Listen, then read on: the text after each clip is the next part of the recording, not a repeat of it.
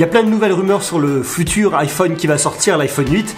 On va aller en parler, seulement ici, il fait pas très beau, dehors il y a un temps exceptionnel, un grand soleil. Je t'emmène faire une balade avec moi.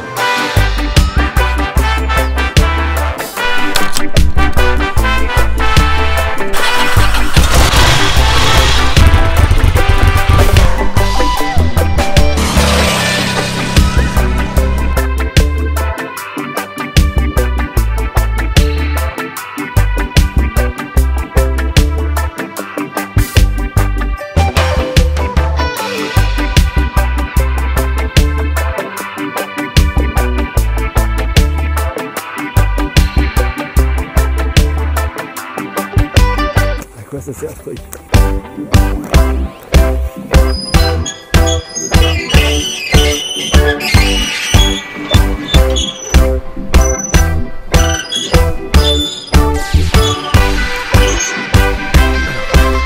On va parler de l'iPhone 8 comme je te le disais. Il y a plein de nouveautés dont on va pouvoir parler. Il y a des plans qui existent, qui ont été chopés sur le net, fake ou pas, je sais pas, toujours est-il que ça parle du futur iPhone 8. J'ai déjà fait une vidéo il y a pas longtemps pour parler de l'iPhone 8 et pour parler des différentes rumeurs. D'ailleurs, je t'invite à cliquer pour aller voir et tu vas voir qu'il y a déjà pas mal de choses qui étaient déjà dites et qui sont sorties en réalité dans le nouveau Samsung Galaxy S8. L'iPhone 8 fait beaucoup parler de lui parce qu'il est énormément attendu. Il correspond à la sortie des 10 ans du premier iPhone en 2007 où Steve Jobs avait fait une keynote vraiment dingue et ils avaient vraiment introduit un tout nouveau produit. Par rapport à la première vidéo que je t'avais faite, on connaît plus de choses, on a plus d'infos sur ce nouvel iPhone. En réalité, il n'y aura pas un iPhone, mais 3 iPhones. Le premier iPhone, ça sera l'iPhone 8, le classique.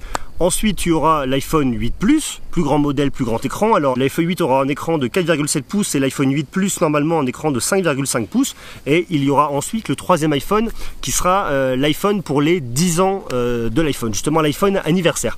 On ne connaît pas le nom, il n'y a rien d'officiel tout de suite. Soit l'iPhone 10 avec une grande croix pour effectivement annoncer les 10 ans, soit l'iPhone Edition. Edition, ça reste la gamme très premium de chez Apple qu'on avait pu retrouver notamment au niveau des Watch, la Watch Edition qui était quand même beaucoup plus chère que les autres.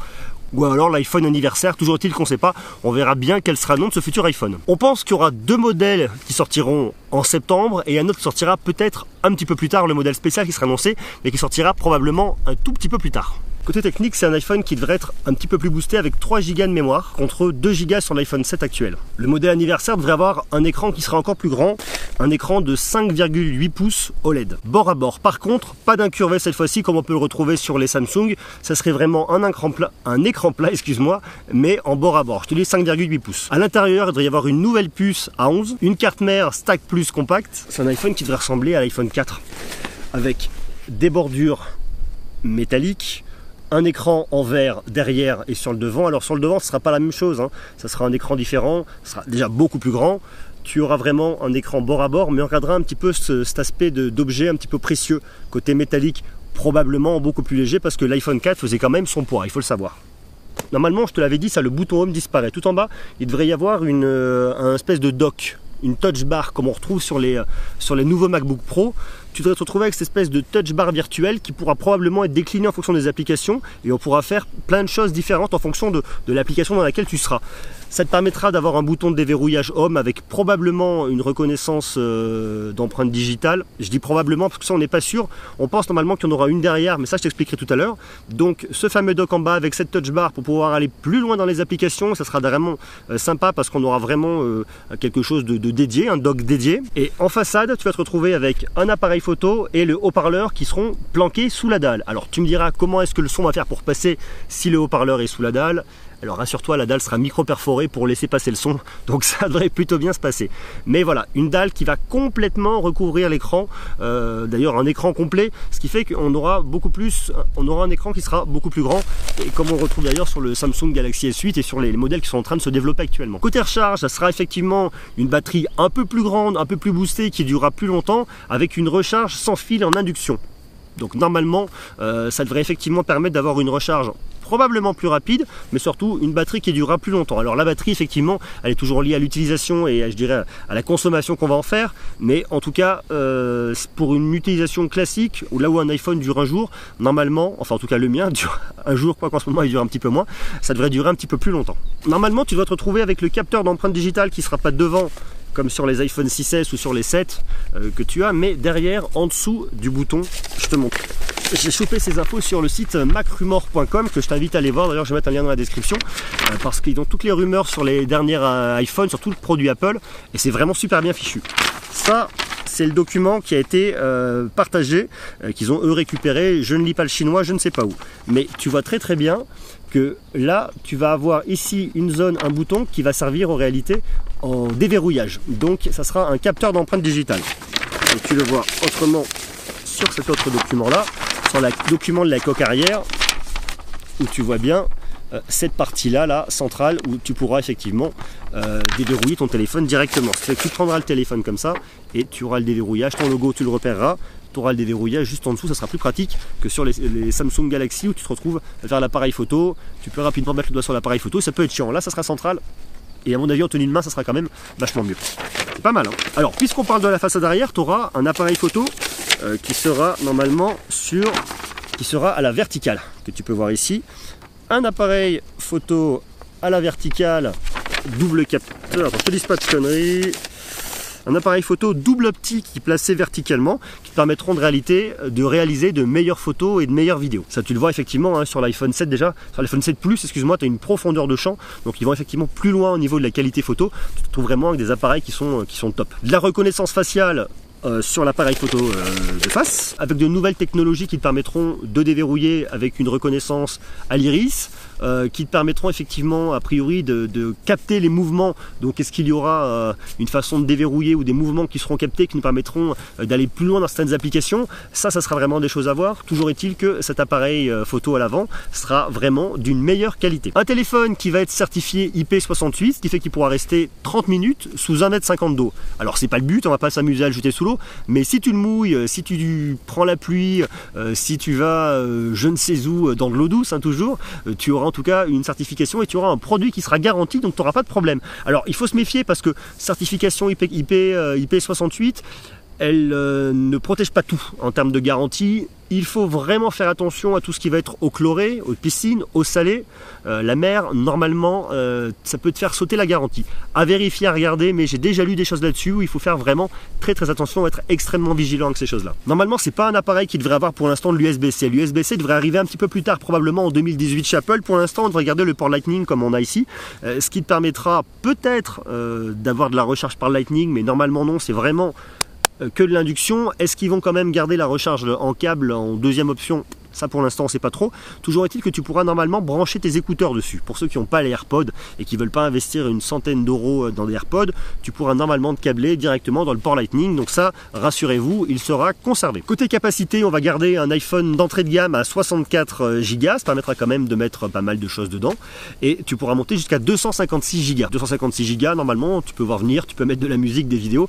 D'autant plus que tu vois vraiment qu'ils augmentent la qualité en termes de photos et en termes de vidéos. Donc plus de stockage, plus de besoin de stockage, donc c'est quand même bien d'avoir d'avoir des produits accrus. Voilà un petit peu ce qu'on peut dire aujourd'hui sur ce nouveau téléphone de chez Apple, hein, sur les nouvelles rumeurs. Là tu vois effectivement à quoi il devrait ressembler, hein, avec cette dalle qui va de bord à bord, pas d'incurvé pour le moment en tout cas sur ce produit là, un tout petit contour, un objet métallique, un déverrouillage par l'arrière, un meilleur appareil photo, donc voilà, on devrait avoir un super produit.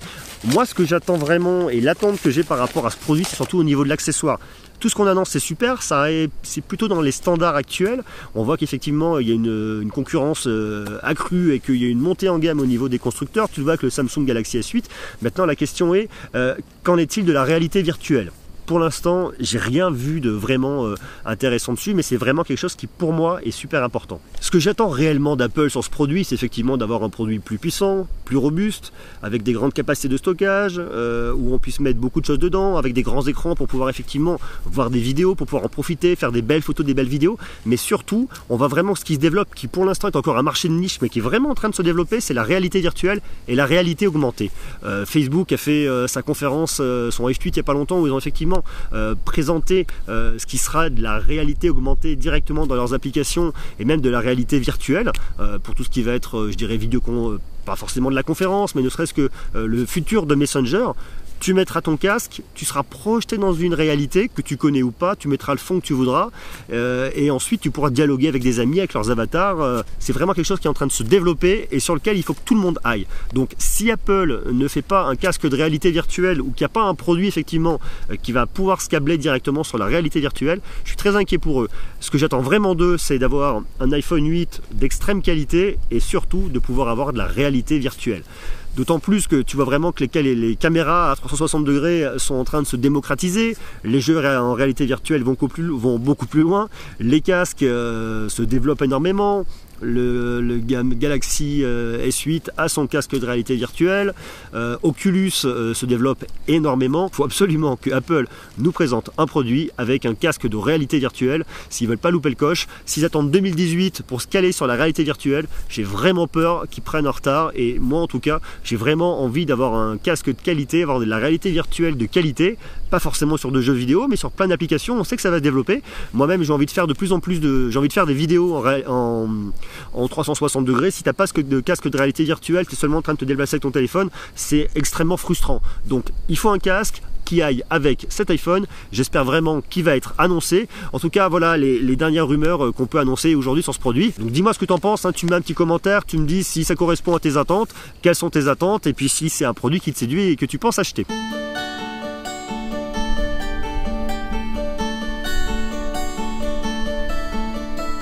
Je t'emmènerai comme ça régulièrement faire des tours dans les petits coins qui sont relativement sympas. Tu verras qu'il y a vraiment des jolis coins à visiter. Regarde ça, si c'est pas cool. Ça c'est cool. Il est maintenant possible, si tu souhaites m'envoyer une petite photo de toi, m'envoyer un dessin, m'envoyer n'importe quoi, tu peux le faire. Il y a une adresse postale qui existe.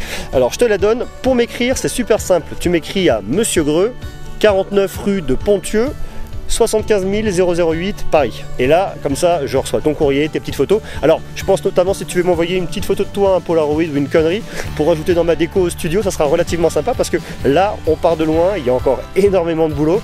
Donc, toutes les contributions sont les bienvenues. Alors, tu sais, ça va te coûter pas grand-chose, un petit timbre, une connerie. Tu penses, tu veux le faire, ça me fera extrêmement plaisr. Et d'ailleurs, s'il y a des marques qui ont envie de m'envoyer des produits, des petits cadeaux, des petites conneries, des choses comme ça à voir, c'est le bienvenu. Monsieur Greux, 49 rue de Ponthieu, Ponthieu, 75 008 Paris.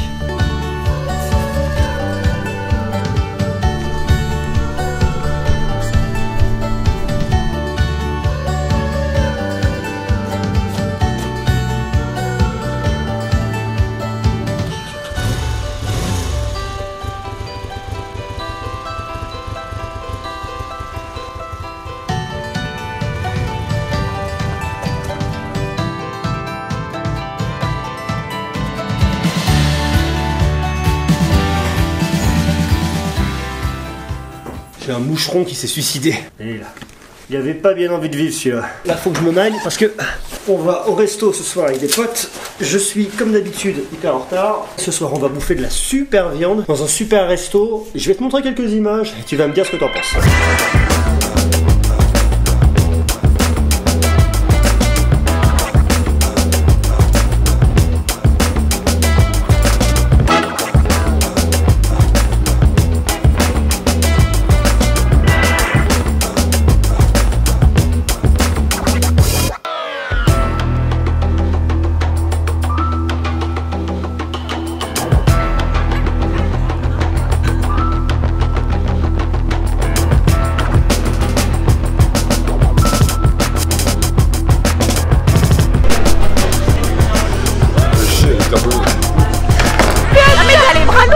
Chérie, là, je vais